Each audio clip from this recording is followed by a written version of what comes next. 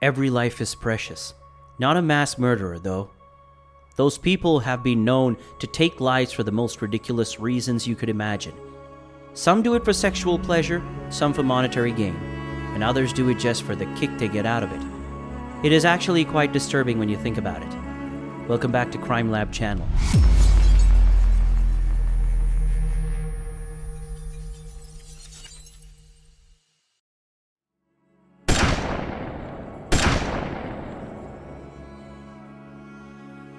In today's video, we will be looking at the story of the FedEx killer, Brandon Scott Hole.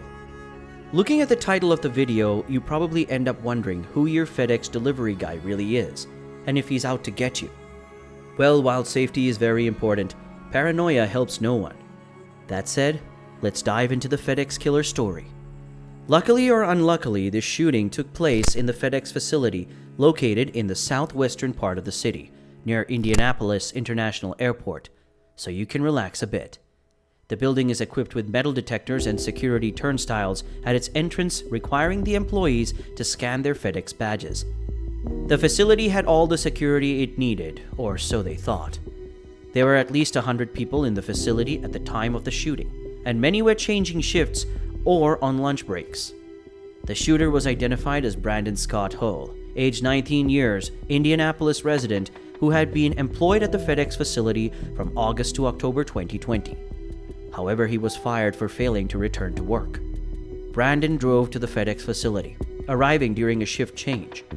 The police believe he targeted his former workplace not because he was trying to right a supposed injustice, but because he was concerned with the pattern of activity at the facility.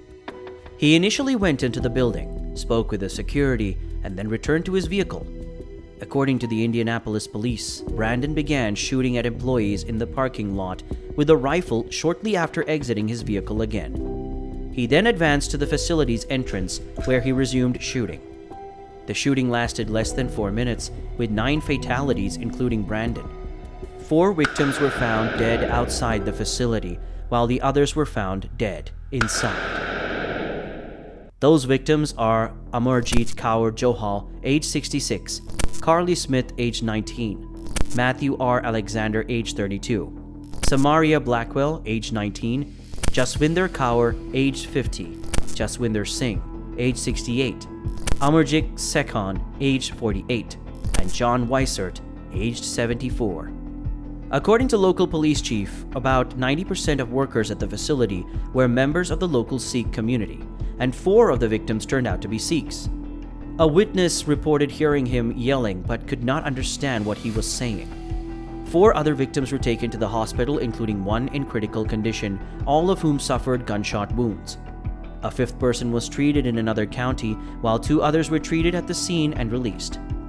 According to other witnesses, people inside the facility could not contact help due to the company's no-phone policy. Officers with the Indianapolis Metropolitan Police Department responded to the scene shortly after 11 p.m. Brandon had killed himself inside the facility before they arrived. After the shooting, authorities searched his home and seized evidence, including electronics. An investigation of archived content from his deleted Facebook account did not reveal any potential motives. However, the investigation revealed that he was a Brawny, a fan of the animated series My Little Pony: Friendship is Magic. Under an hour before the shooting, Brandon posted to his Facebook account, "I hope that I can be with Applejack in the afterlife. My life has no meaning without her. If there's no afterlife and she isn't real, then my life never mattered anyway." After an investigation, the Federal Bureau of Investigation eventually concluded that the mass shooting was an act of suicidal murder, intended to demonstrate his masculinity and capability while fulfilling a final desire to experience killing people. FBI Indianapolis Special Agent in Charge Paul Keenan said Brandon's focus on proving his masculinity was partly connected to a failed attempt to live on his own, which ended with him moving back into his old home. While we mourn the devastating loss of their lives, we are dedicated to honoring their memory through a meticulous investigation. Investigators also learned that he aspired to join the military. Authorities said he had been eating MREs, or meals ready to eat, like those consumed by members of the armed forces. Special Agent Keenan also said Brandon had suicidal thoughts that occurred almost daily in the months leading up to the shooting. Special Agent Keenan said only the shooter knows all the reasons why he committed this horrific act of violence. However, at this time, the FBI is confident that based on the evidence collected, the assessment of the FBI Behavioral Analysis Unit is accurate. He added that Brandon did not appear to have been motivated by bias or desire to advance any ideology. He said, "So we did review computers, phones, and everything. There was some viewing of mainly World War II Nazi-type propaganda. It was an extremely small percentage of overall viewing. I believe we reviewed about 175,000 files on this computer, and it was somewhere in the neighborhood of less than 200 files, mainly of the German military and German Nazi things. But there was no indication that there was any animosity towards the Sikh community or any other group for that matter." Brandon had been diagnosed with several behavioral disorders ever since the 4th grade and had undergone behavioral therapy sessions for them. His behavior in childhood worsened to a point where police had to be called to a home on at least 2 occasions, and where he could not attend school and graduate. As a teenager, he became suicidal and physically abused his mother. In March 2020, his mother contacted the local authorities and warned them about her son's intentions to die by suicide by police and his purchase of a shotgun the day before, which provoked an investigation to be opened. Police came to the home and took him to a hospital. While being placed in handcuffs, an anxious Brandon instructed the police officers to turn off his computer since he did not want anyone to see what was on it.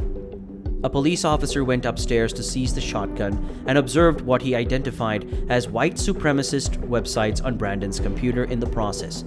He was placed in an immediate detention mental health temporary hold by the Indianapolis Metropolitan Police Department, but he was released after below 2 hours. In April 2020, the FBI questioned Brandon about the websites. The investigation was later closed due to insufficient evidence of any criminal violation or a racially motivated extremist ideology held by him, though the shotgun was not returned to him. According to police, Brandon used 2 AR-15 style rifles in the shooting, and both of them were legally bought from a licensed gun store in July and September 2020. The police did not reveal where Brandon had purchased the rifles used in the shooting, instead saying the investigation was still ongoing. Under Indiana's red flag law, Brandon could have been prevented from buying a firearm for at least 6 months after his temporary mental health detainment if a court hearing had been scheduled with a judge within 14 days after the seizure of his shotgun. However, Marion County prosecutors chose not to schedule such a court hearing, believing that the authorities had already achieved the law's objective since Brandon's family did not want the seized shotgun back. Prosecutor Ryan Mears also said that if his officers had continued with the hearing and lost, given that Brandon had been treated by medical professionals but not prescribed any drugs, they would have been forced to return the shotgun to him. Following the shooting, a lot of attention was directed at Indiana's red flag law for its requirements to prevent someone from owning a gun, which was not carried out when authorities seized a shotgun from Brandon. It was also believed that this allowed him to buy the guns he used in the shooting. The Indiana Fraternal Order of Police criticized Marion County prosecutor Ryan Mears for bypassing the process and failing to do his part. While prosecutor Ryan Mears criticized the red flag law for having too many loopholes, FedEx's no-phone policy, which seemed to prevent people from contacting employees at the facility during the shooting, was also scrutinized and criticized. Republican Senator Todd Young questioned whether the state's red flag law had been enforced appropriately in the case of Brandon. The state has had the law on the books since 2005, supposedly allowed the police to seize guns from people considered to be a danger to others or themselves.